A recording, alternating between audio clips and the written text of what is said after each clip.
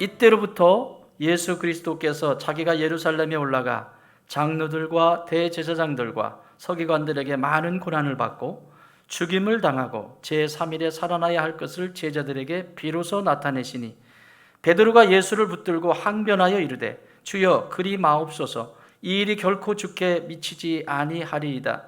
예수께서 돌이키시며 베드로에게 이르시되 사탄아 내 뒤로 물러가라. 너는 나를 넘어지게 하는 자로다. 내가 하나님의 일을 생각하지 아니하고 도리어 사람의 일을 생각하는도다 하시고 이에 예수께서 제자들에게 이르시되 누구든지 나를 따라오려거든 자기를 부인하고 자기 십자가를 지고 나를 따를 것이니라. 아멘.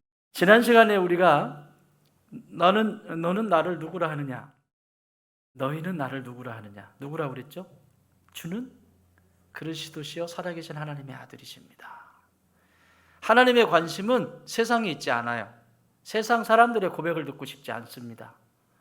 오늘도 하나님이 듣고 싶은 고백은 하나님의 사람의 하나님의 고백, 하나님이 주신 고백을 듣고 싶어 하세요. 신앙생활을 해도 믿음의 길을 걸어가면서 믿음과 선한 싸움을 싸워본 사람의 고백은 다르죠. 선한 싸움을 싸우지 않고 그냥 매일 그냥 패배당하고 전쟁터에서 총칼 맞고 그 고백이 뭐만 나오겠어요? 아파, 쓰라려, 손 잘라졌어, 나 어떡해, 이런 것만 나오겠죠. 그런데 승리해본 병사는 그렇게 말하지 않죠. 이길 수 있었던 이유는 나의 대장 대신 예수님께서 나와 함께 하셨기 때문이다. 이렇게 외치겠죠. 자, 주는 그리스도시요 살아계신 하나님의 아들입니다라고 하는 것은 모든 이 땅의 모든 그리스도인들의 가장 기초적인 반석입니다. 예수님이 나의 주인이시다. 예수님이 나의 주인이시다. 여러분, 예수님이 주인이시라고 하는 것을 진짜 내가 인정한다면 그분 말씀 앞에는 멈춰야 돼요. 그분이 말씀하실 땐 귀 기울여야 해요. 그리고 그분이 내게 무언가를 말씀하셨으면 순종하셔야 돼요. 이게 주인을 모시는 거예요. 그리스도다. 그리스도는 하나님이 선택하신 분, 온 인류를 구원하기 위해서, 나를 구원하시기 위해서 하나님이 유일하게 선택하신 분, 기름 부음 받은 자 그리스도, 예수님만이 기름 부음 받은 분이시다. 온 인류의 죄의 문제, 죽음의 문제, 질병의 문제, 인생에 있는 모든 생로병사의 문제를 이분만이 해결하실 수 있다라고 하는 분명한 믿음, 그것이 그리스도라고 하는 사실이에요. 또 이분은 능력이 있다 없다? 있으시다. 그래서 살아계신 하나님, 살아계신 하나님, 죽으신 분이 아니라는 거예요. 그러니까 내가 막연하게 생각하는 그런 분이 아니라 살아계셔서 그 살아계신 역사가 오늘도 나에게 이루어진다. 이 신앙의 고백이에요. 이 터 위에 교회를 세우셨고 이 터 위에 구원이 시작이 된 게, 이게 구원의 시작이에요. 이게 구원의 시작. 근데 오늘은 구원 그 이후에 일어나는 사건을 기록하고 있습니다. 오늘 21절 같이 읽습니다. 시작. 이때로부터 예수께서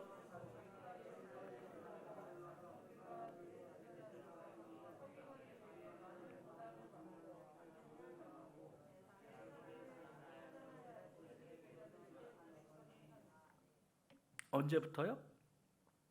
언제부터요? 이때로부터. 이때로부터 이렇게 시작해요. 그 이때가 언제예요? 신앙 고백이 이루어진 그 시간, 그 고백. 이때로부터. 이때로부터. 그리고 난 다음에 쭉 나열을 하시겠죠. 그 내용은 뭡니까? 예수님이 십자가를 지고 죽을 것이고 죽은 다음에 3일 만에 살아나리라. 이게 핵심적인 내용이에요. 내용은. 근데 이때로부터 이 얘기를 하셨다는 얘기예요. 예수님이 죽으신다는 얘기를 한 번도 하신 적이 없어요. 여러분, 이 세상에는 죽으려고 태어난 사람은 아무도 없습니다. 살려고 태어나서 살기 위해서 바둥대고 살기 위해서 오늘을 살아갑니다. 그런데 죽겠다고 하시잖아요, 예수님이. 누구를 위해서? 이 세상에 하나님의 자녀들을 위해서 죽을 것이고 나를 살리기 위해서 죽을 것이라고 말씀하시는 거예요. 이해가 안 되죠? 그게 언제부터? 이때로부터. 베드로의 신앙 고백이 있고 난 다음에. 굉장히 중요한 말씀의 표현이에요. 여러분, 말을 해도요, 말을 알아들을 수 있는 수준이 있고요, 말을 해도 알아듣지 못하는 수준이 있습니다. 아무리 좋은 말이어도 그 말을 알아들을 수 있는 사람이 있고 알아듣지 못하는 수준이 있어요. 그렇지 않습니까? 예수님의 죽음에 대해서 말할 수가 없었어요. 그동안에는 어떤 것도 얘기할 수가 없었어요. 그런데 베드로의 이 신앙의 고백은 베드로의 입술에서 했지만 예수님께서 뭐라고 해요? 하나님 아버지께서 허락하신 것이다. 하나님 아버지께서 내 입술에 주신 것이다. 오늘이 광복 76주년을 맞는 날입니다. 광복이라고 하는 뜻이 뭡니까? 빛이 다시 회복됐다라는 거 아닙니까? 어두움 속에 있었던 이 나라가 다시 빛을 찾게 되었다. 그래서 광복이라고 이름을 붙였습니다.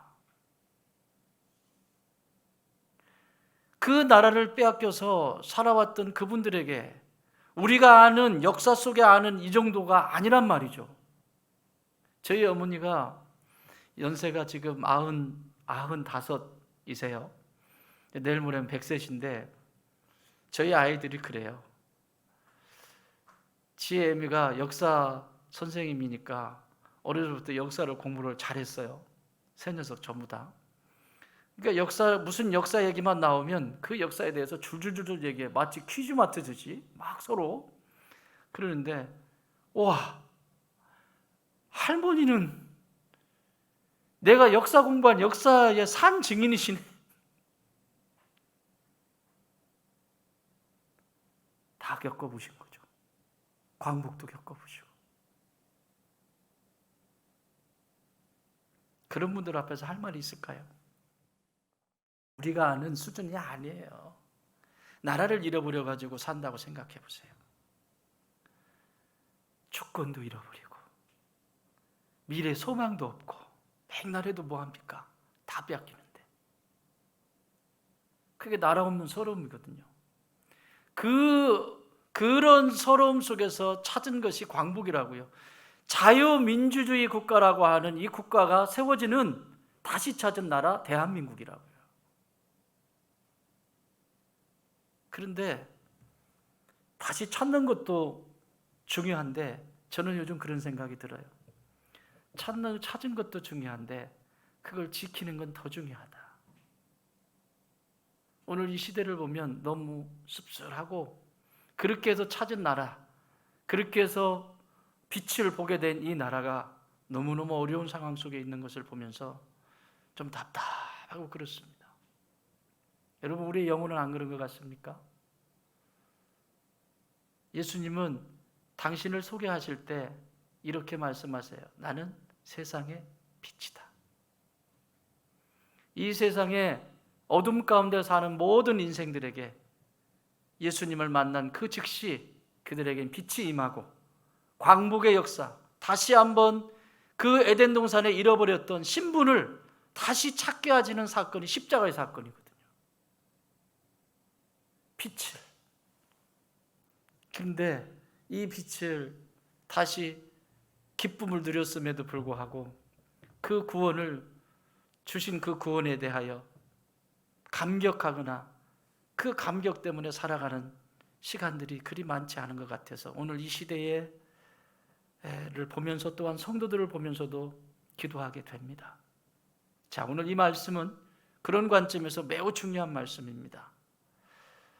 사도 베드로는 그 위대한 신앙 고백 그 한마디에 예수님께로부터 엄청난 칭찬을 받습니다. 빛이 임한 거죠. 엄청난 축복을 받습니다. 내가 이 반석 위에 교회를 세우겠다. 그러니 이게 얼마나 큰 축복이면 로마 캐토릭은 첫 번째 교황이 베드로라고 말을 하겠습니까? 그 다음 계속해서 그렇게 뛰어난 존재로 세움을 받지 않습니까? 그런데 오늘 우리가 내용을 읽어본 것처럼 사탄이라고 그러잖아요. 그렇게 칭찬을 받았던 분이. 자, 21절에 이때로부터 이런 신앙 고백에 와서 예수님께서 드디어 자신이 죽을 것에 대해서 말씀을 하세요. 그러니까 수준이 다 있다니까요. 할 수 있는 것이. 여기 장로들, 대제사장들, 서기관들은 이들에게 고난을 받는다는 것은 이들로 인해서 판결이 나고 그리고 십자가에 못 박힙니다. 이들은 사내들인 공회원들입니다. 사내들인 공회원은 70명으로 구성이 되어 있는데 여기 나와 있는 장로들이나 대제사장들 그리고 서기관들 이렇게 구성이 되어서 입법권, 사법권, 행정권, 3권을 다 가지고 있는 것이 사내들인 공회입니다. 이들에 의해서 자신들이 만들어 놓은 소위 자신들이 만들어 놓은 합법적인 근거들을 가지고 예수님은 십자가에 못 박혀 죽으시는 거예요. 그 죽음에 대해서 이야기하시는 겁니다. 내가 지금 처음 너희한테 얘기하는 거다. 나는 십자가에서 죽을 거야. 그렇지만 그게 끝이 아니다. 나는 3일 만에 다시 살아날 거다. 십자가와 부활을 이야기를 하시죠. 그리고 그 얘기를 하시면서 제자들에게 다시 한번 제자들의 눈빛을 보죠. 근데 베드로가 이런 상황이 일어납니다. 여러분 여기서부터 이제 잘 보셔야 돼요. 십자가의 부활의 삶을 성공적으로 살아가려면 구원 이후에 내 삶이 풍요로운 삶을 살아가려면 적어도 이 세 가지는 꼭 기억하셔야 됩니다. 22절 시작.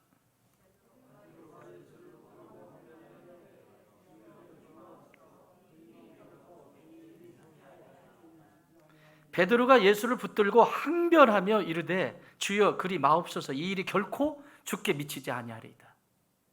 진짜 베드로가 정말 예수님을 사랑하고 아끼고 막 그래서 그랬을까? 자, 이걸 표준 세번역 성경에서는 이렇게 번역하고 있습니다. 들어보십시오. 이에 베드로가 예수를 따로 붙들고 그러니까 이 무리들이 있는데 제자들이 있는데 따로 이렇게 데리고 따로 붙들고 주님 안 됩니다. 절대로 이런 일이 주님께 일어나서는 안 됩니다. 하고 말하면서 예수께 대들었다. 어디서 많이 보는 그림들 아닙니까? 교회 속에서 이런 그림 많잖아요.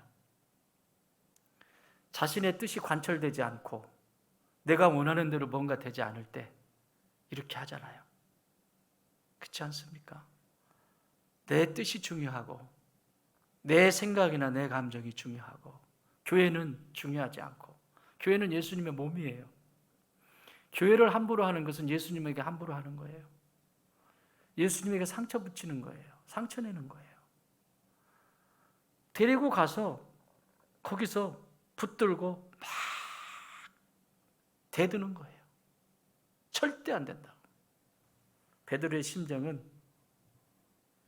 진짜 예수님을 생각해서 하는 게 아니에요. 참 예수님 심경이 어떠셨을까?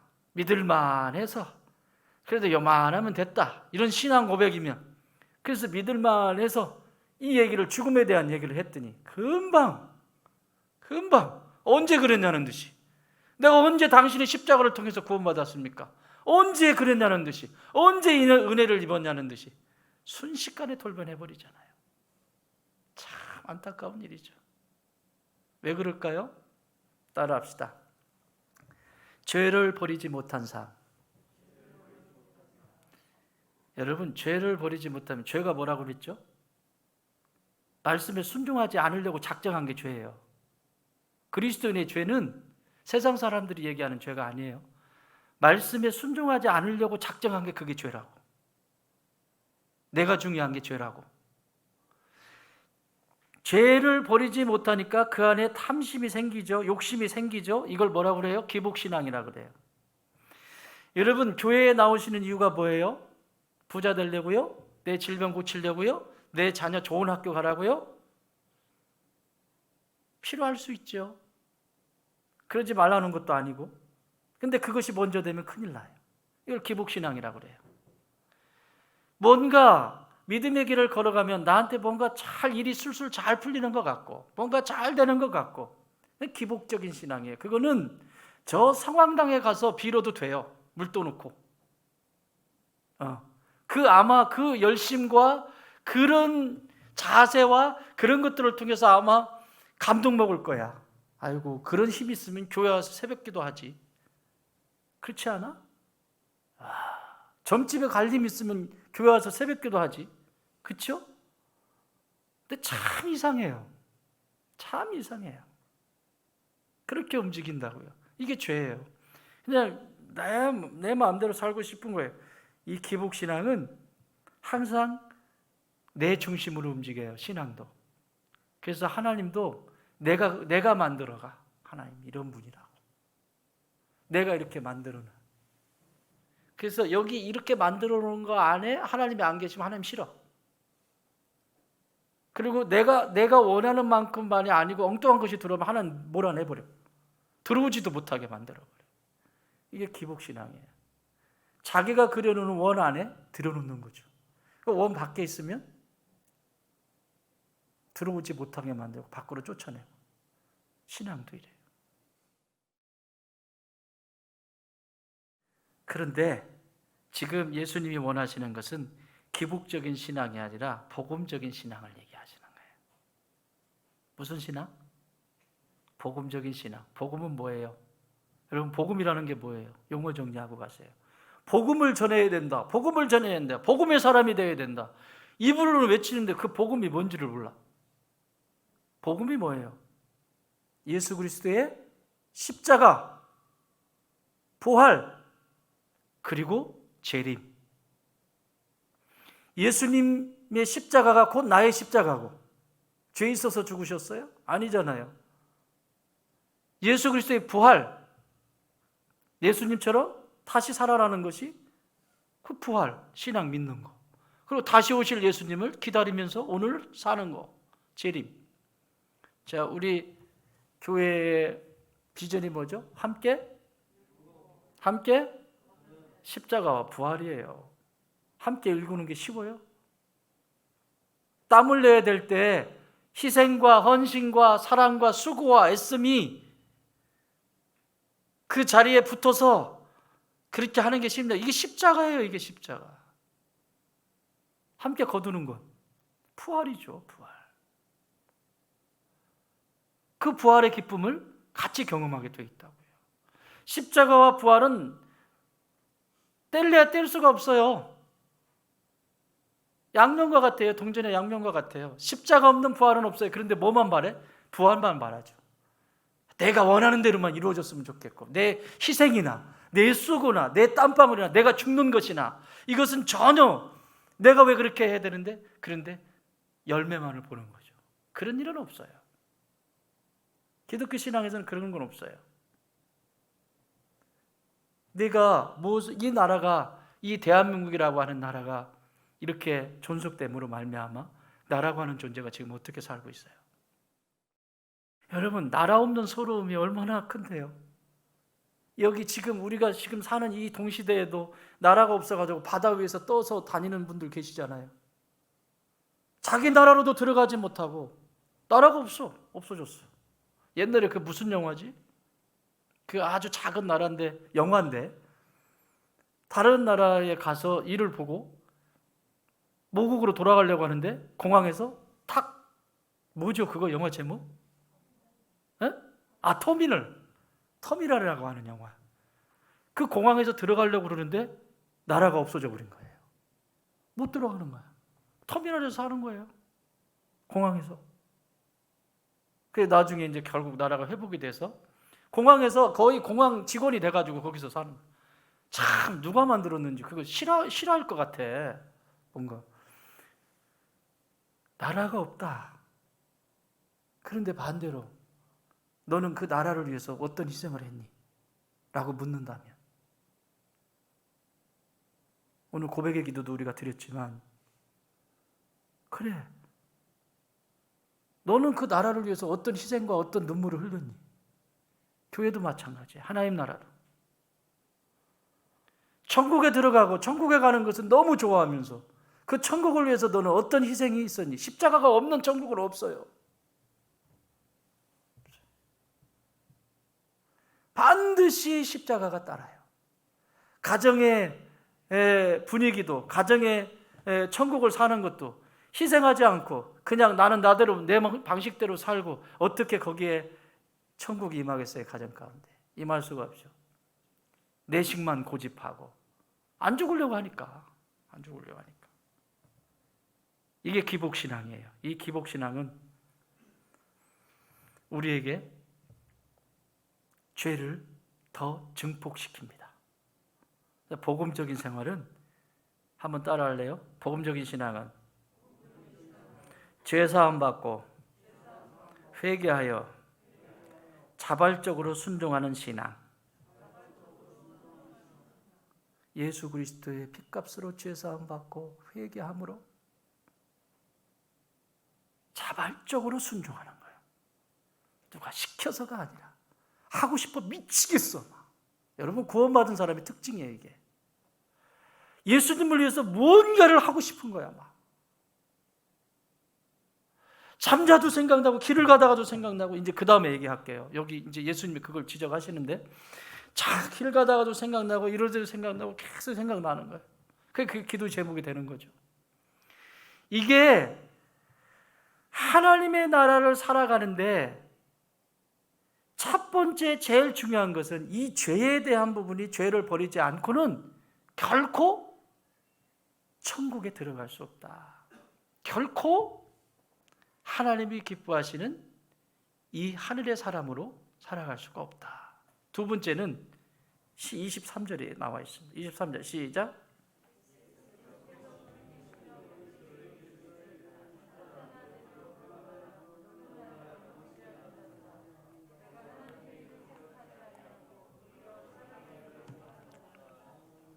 여러분, 베드로가 사탄이 됐어요. 어떻게 생각하세요? 조금 전까지만 해도 예수님의 극찬을 받았던 베드로가 사탄이 됐습니다. 베드로의 뜻이 뭐죠? 페트라예요. 페트라. 원래 그리스 말은 페트라. 페트라는 여러분 피터 이러죠. 피터가 베드로예요. 피터. 그걸 그리스식으로 부르면 페르터 이렇게 읽겠죠. 페트라예요. 페트라. 페트라는 반석이라고 하는 뜻이에요. 돌, 완고한 돌. 예수님이 지어준 이름이에요. 너는 베드로다. 너는 시몬이 아니다. 시몬은 갈대거든요. 흔들흔들하는 갈대가 아니라 너는 반석이야, 베드로야 라고 이름을 지어줬는데 지금 보십시오. 사탄이 되어버렸습니다. 자, 여기 본문에 기록하고 있는 뒤로 물러가라. 내가 도리어 나의 사람의 일을 생각하는도다. 자꾸 사람의 일을 생각한다는 거죠. 이 번역을 이렇게 사람을 생각하지 이렇게 번역하고 있습니다. 너는 나를 넘어지게 하는도다. 하는 자로다. 이 부분을 원문에서는 이렇게 써 있어요. 잘 들어보세요. 너는 나를 넘어지게 하는 자로다. 너는 나의 거침거리이다.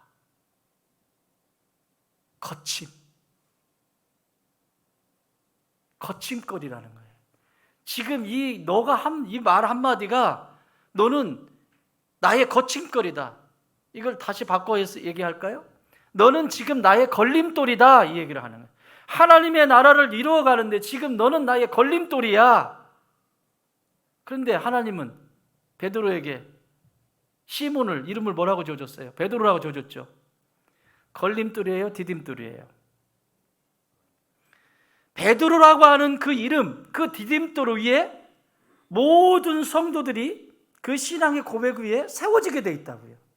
거기에 집을 짓고 거기에 내 삶의 이 땅을 살아가면서 그 위에, 그 신앙의 고백 위에 지으면서 모든 성도들이 살아가게 하셨다고요. 흔들리지 않는 기초라고요. 그런데 걸림돌이 되어버린 거예요. 이걸 지금 사탄 이렇게 표현을 해버렸어요. 사랑하는 여러분, 베드로가 이 정도로 사타한 소리 들었으면 목사는요? 여기 있는 정용구 목사는 어떨까? 충분히 이럴 수 있어요. 예수님이 이 좋은 땅 교회를 향해서 이루시고자 하시는 일들이 수없이 하나님이 하시고자 하는 일들이 있는데 저 때문에 내가 걸림돌이 되어서 예수님의 근심거리가 될 수 있죠. 자기는 걸림돌이래요, 디딤돌이래요. 자기 스스로는 나는 걸림돌이 하라고 외치겠죠. 근데 예수님은 사탄이라고 말해요. 그 핵심이 너는 하나님의 일, 하늘의 일보다 사람의 일, 땅의 일에만 관심이 있기 때문이다. 이걸 바꿔 말하면 본향을 바라보지 못하는 신앙이기 때문에 그래요.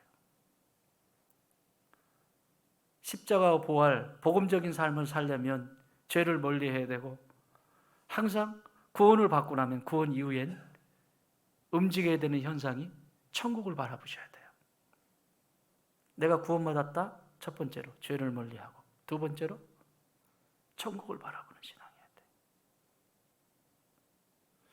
여러분, 내가 하는 일들이 천국을 바라보고 오늘을 산다 그러면 지금 나처럼 살까요? 구원받는 것도 중요합니다. 근데 그보다 더 중요한 건 구원받은 이후에 내가 어떻게 서 있느냐는 거예요. 죄를 멀리해라. 그 죄는 하나님의 말씀 앞에 자꾸 거역하는 네 습관을, 옛 습관을 벗어버려라. 그리고 두 번째는 본향을 향해, 천국을 향해 걸어가는 자가 되라. 그러려면 십자가는 반드시 있어야 되는 것이다. 사랑하는 여러분, 마귀는요, 사탄은요, 항상 이렇게 외친답니다. 우리 귀에다가 속삭인답니다. 십자가가 없어도 신앙은 가능해. 십자가가 없는 기독교, 십자가가 없는 신앙, 기독교가 가능한 것처럼 귓가에 대고 속삭이는 거예요. 야, 그렇게 한다고 너한테 누가 알아주니?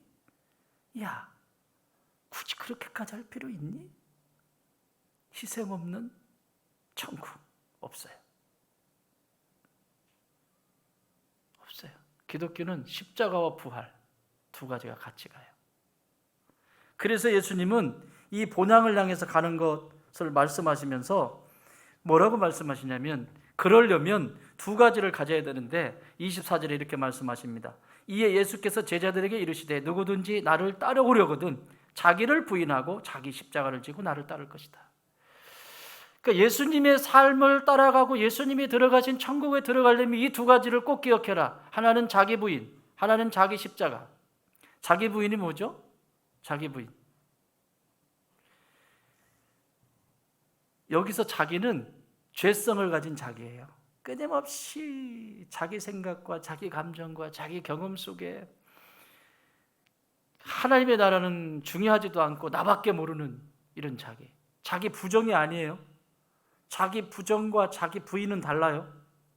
자기 부정은 마치 이 세상에 나라고 하는 존재가 없는 것처럼, 저 10월 28일에 이렇게 옛날에 다미성교회인가 그 이단, 그래서 아무것도 안 하고 하얀 옷 입고 앉아가지고 박수치고 이것만 하고 있었잖아요.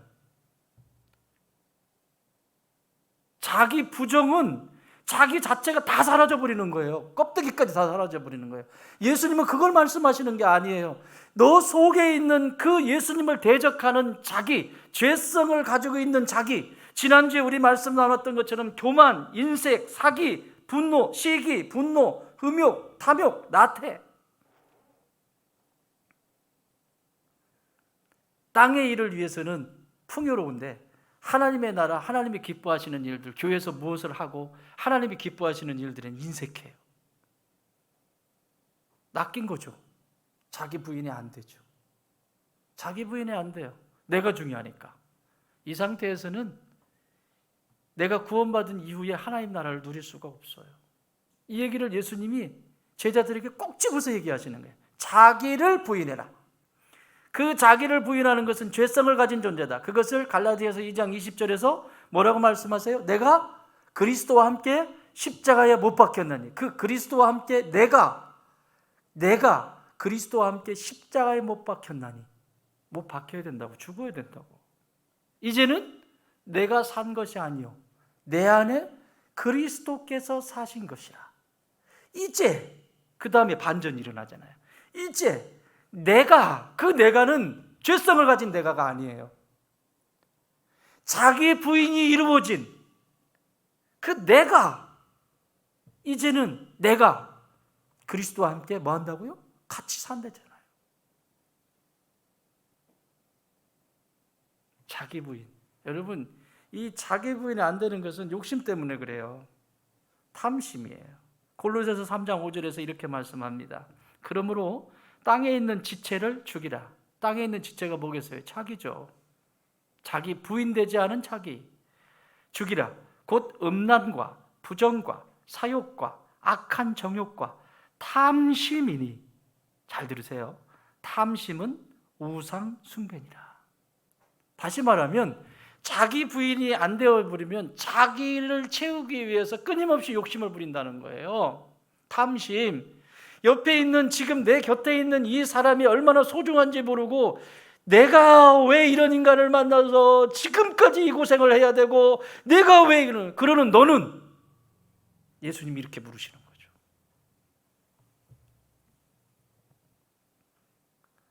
뭘 갖다 줘도 감사할 줄 몰라요. 이게 왜 그러냐? 자기 부인이 안 되면 계속 탐심이 올라오거든요. 탐심이 뭐래요? 우상숭배라고. 하나님이 지긋지긋하게 싫어하시는 우상숭배, 하나님 외에 다른 것이 많이 있다라고 생각하는 우상숭배, 그것이 탐심이라고 하잖아요. 그러니까 내게 있는, 지금 가까이 있는 내 자녀, 또 가까이 만나는 성도들, 가까이 함께하는 이 상황들, 주변 것들, 이런 것들을 보면서 자기가 살아있으면, 자기 부인이 되지 않으면 감사할 줄은 몰라요. 그런데 여러분, 하나님은요, 이 작은 거 하나에 감사할 때 그 감사에 또 하나를 더 붙여주시고, 또 감사할 때 또 하나를 붙여주시고, 계속해서 나로 하여금 풍요롭게 하세요. 이제는 내가 육체 가운데 사는 것은 나를 사랑하사 나를 위하여 자기 몸을 버리신 예수 그리스도, 그분을 위해 사는 것이라. 하늘의 가치를 두고 사는 거죠. 썩어지는 거 얼마나, 여러분 얼마나 사시겠어요? 이 세상에 100년? 저희 어머니가 95이시라고 그랬죠. 100년? 쉽지 않아요. 그래요, 100년 산다고 해요. 누군가의 기억 속에 나라고 하는 존재가 어떻게 기억이 될까요? 내가 이 땅에 있다가 사라졌어요. 교회 공동체 안에서 함께 신앙생활 믿음의 길을 걸어가다가 내가 사라졌어요. 어떻게 기억이 될까? 아니, 이 땅에서는 사람들이 나를 어떻게, 우리 아이들은 나를 어떻게 기억할 것이며, 내 배우자는 어떻게 나를 기억할 것이며, 언젠가 뭐 어쨌든 둘 중에 하나는 갈 거 아니며 어떻게 기억할 것이며, 또 성도들은 나를 어떻게 기억할 것이며, 그보다 더 중요한 건 예수님은 나를 어떻게 기억하실까? 그게 하늘의 사람이에요. 그걸 보고 오늘을 사는 거예요. 예수님의 기억 속에 나는 어떻게 기억이 될까? 나를 구원하신, 전부를 내어주시면서 나를 구원해 주신 예수님의 기억 속에 나는 어떻게 기억이 되었을까? 또 나한테 물어볼 수 있겠죠. 나는 어떻게 기억이 되고 싶은가? 예수님께. 이런 걸 알려면 평상시에 여러분 삶을 보면 알아요. 그냥 평상시에 이렇게 보면 기억이 오래오래 가는 사람이 있잖아요. 제가요, 어저께 제 자랑 조금 할게요. 그제 목요일인가 금요일이구나. 금요일 날 여기 저희 시찰의 목사님들이 회의를 하고 식사하시는데 저한테 전화가 왔어요. 목사님 어디 계세요? 교회에 있어요. 그랬더니 가까운 데니까 밥 먹으러 와요, 식사하러. 나 집에 가서 밥 먹기로 했는데, 근데 얼굴 본 지도 오래됐고, 그래서 갔어요. 집에는 목사님들하고 먹는다고 하고. 갔는데 그 중에 한 목사님이 재밌는 얘기를 하시더라고요. 아주 재밌는 얘기를. 무슨 얘기를 하냐면, 자기가 어느 날 생각해 봤대. 아주 교회를 개척하셔가지고 너무너무 힘들게 이렇게 세워 가시는 목사님이신데, 어느 날 누워서 이렇게 생각을 했는데, 내가 원하는 대로 되는 게 하나도 없고, 그런데 내가 거지가 됐어. 상상을 했대, 자기가. 거지가 돼가지고, 내가 거지가 됐을 때 내가 밥을, 내 주변에 아는 사람들한테 밥을 몇 끼나 얻어먹을 수 있을까? 이런 생각을 했대요. 몇 사람이나 먹고 몇 년이나 견뎌낼 수 있을까? 내가 거지가 됐을 때. 생각의 발상이. 그래서 얼마나 견딜 것 내가 웃으면서 얼마나 견딜 것 같아? 견적이 얼마나 왔어요? 그랬더니, 내 착각인지는 모르겠지만 그래도 한 1년은 견딜 것 같아요. 안 되면 하루 한 끼 먹지 뭐. 그러면서 이분이 하는 말이, 근데 목사님한테 가면 밥 맨날 줄 것 같아요.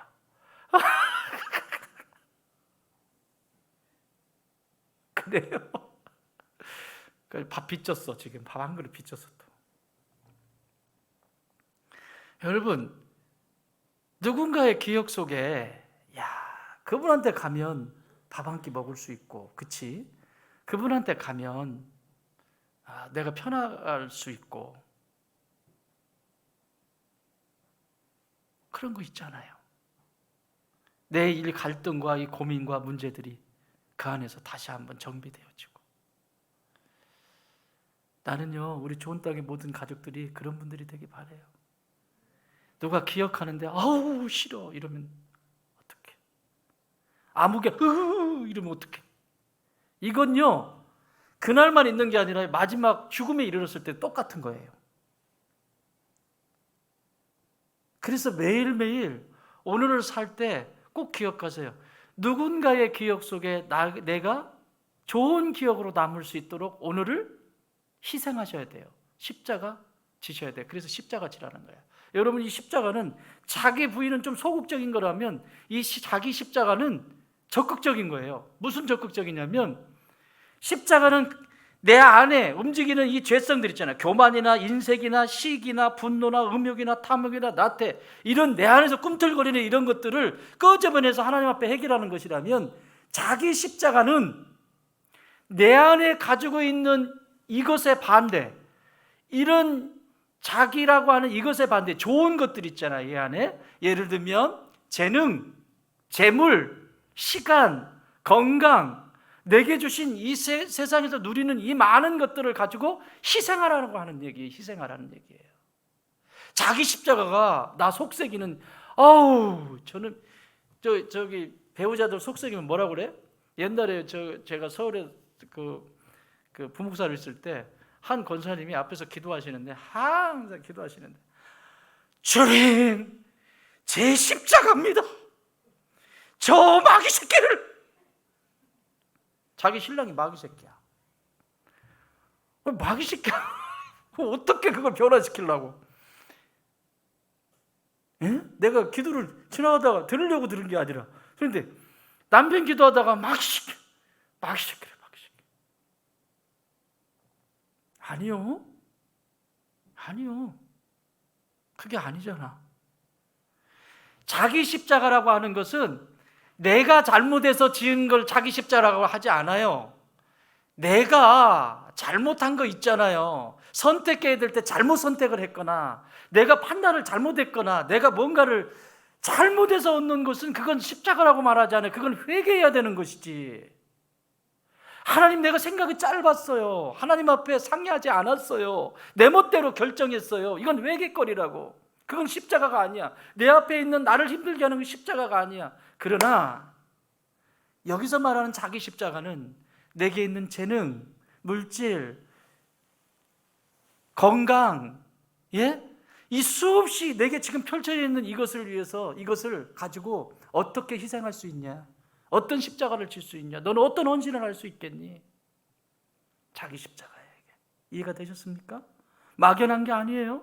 자기를 부인하고 자기 십자가를 지는 것, 자기를 부인하는 것, 내 안에 이렇게 꿈틀거리는 교만과 이 인색함과 이런 것들이 막 이 속에서 올라오는 이런 것들에 대해서는 부인해야 돼요. 빨리 토해내야 된다. 자기 십자가는 오늘 내게 시간이 주셨어요. 시간이, 그 시간을 가지고 생명을 살리는데 쓰셔야 되고, 내게 주신 물질도 한 생명을 살리는데 쓰셔야 되고, 내게 주신 건강도 생명을 살리는데 쓰셔야 되고, 그러면 누군가의 기억 속에 못된 기억이 될까요? 누군가의 기억 속에 어떻게 기억이 될까요? 좋은 기억으로 남겠죠. 그분 한결같으셔. 아무리 욕지거리를 해도 끔찍도 안 해. 그냥 그 자리. 기분 나쁘다고 도망가 버리고 기분 나쁘다고 안 되고, 그럼 뭘 어떻게 돼요? 그냥 그 자리. 뭐라고 해도 그 자리. 그래서 역사가 일어나는 겁니다. 이게 자기 십자가예요. 하나님 나라가 물어보신다 그랬지. 첫 번째 질문, 너 어떻게 여기 왔니? 예수님 때문에 왔어요. 예수님이 피로 값주신 그 핏값으로 저를 구원해 주셨기 때문에 왔어요. 첫 번째 질문이에요. 구원에 대한 질문 물을 거예요. 두 번째, 내가 너한테 준 이 십자가의 사랑을 가지고 얼마나 사랑하다 왔니? 물어보실 거예요. 응? 물어보실 거예요. 누구 얼만큼 사랑하다 왔니? 물어보실 거예요. 안 물으실 것 같아요? 그 사랑을 진짜 안다면, 십자가의 사랑이 뭔지를 아는데 그 사랑에 감격해서 살았던 사람이라면 사랑하지 않을 수가 없어요. 안 하는 게 비정상이지. 물을 거예요. 내가 너를 그렇게 사랑했는데 너는 얼만큼 사랑하다 왔니? 늘 말씀드렸죠. 예수님이 사랑하는 마음 그만큼 나도 사랑하게 해달라고. 다 안 되어줘도 그렇게 기도하라고. 세 번째, 내가 너에게 준 재능, 물질, 이 세상 속에서 준 여러 가지 너한테 주어진 그 누리게 했던 그것들을 어떻게 쓰다 왔니? 재물은 어디다 쓰다 왔고, 너 건강은 어디다 쓰다 왔고, 너의 재능과 지식은 어디다 쓰다 왔고, 물어보세요. 세 번째 물어보실 거예요. 모르겠어요. 예수님이 그날은 기분이 다른 데 계셔가지고 세 번째 거를 먼저 물어보실지 모르겠지만, 저는 분명히 확신하고 살아요. 이 세 가지 질문은 분명히 하신다. 제가 노량진 쪽집게 가야잖아요. 다른 건 모르겠어. 다른 건 여러분 출제위원회 마음에 따라서 다르겠지만, 이 세 가지는 여러분 공무원 시험 봐도 꼭 나오는 게 있잖아요. 반드시 나오는 게 있잖아요. 이 세 가지는 반드시 시험 문제 출제예요. 너 어떻게 구원받았니? 너 어떻게 사랑하다 왔니? 내가 너에게 준 거 가지고 어떻게 사용하고 왔니? 사랑하고 왔니? 사용하고 왔니? 어떻게 구원받았니? 달달 외워. 쪽집게라니까. 노량진 과외. 어떻게 구원받았니? 어떻게 사랑하다 왔니? 어떻게 사용했니? 침 발라서 꾹꾹 써. 세 가지 질문만 해도요, 내 삶이 풍요로워져요. 예수님 얼마나 속상하시겠어요. 그래도 이만하면, 베드로한테 이야기를 하면 베드로가 뭔가, 그러면 주님 제가 어떻게 해야 됩니까? 라든지 뭐 묻든지 그래야 되는데 절대 그런 일이 없다고 막 그냥 나한테 손해보게 할 작정이냐고. 내가 당신을 지금까지 따라다닌 게 몇 년인데 그물도 버리고 배도 버리고 당신만 따라왔는데 기적 그런 거 다 보면서 막 수제자로 딱 옆에 서 있고, 그런데 뭐요? 죽는다고요? 아니요, 죽어도 내가 살릴 거예요. 죽어도 무덤에 묻히면 내가 일으킬 거예요. 이 정도로 덤비는 거예요. 지금 자신이 한 일에 대한, 자신에 대한 노고. 예수님의 마음이 어떠셨을까? 그래서 이 말씀을 하시는 거예요. 사탄아, 네가 사탄 여사가 아니라 네 속에 역사하는 그 사탄, 하나님의 일보다 땅의 일을 먼저 생각하는, 교회의 일보다 내 가정의 문제를 더 생각하는 이 수없이 많이 복잡하게 움직이는 이런 상황들, 그걸 이기려면 자기 부인과 자기 십자가를 꼭 짊어져야 된다. 그래야 구원받은 그 이후에 천국을 살고 천국으로 들어가게 된단다. 이 축복이 여러분 가운데 충만하시길 주의 이름으로 축원합니다.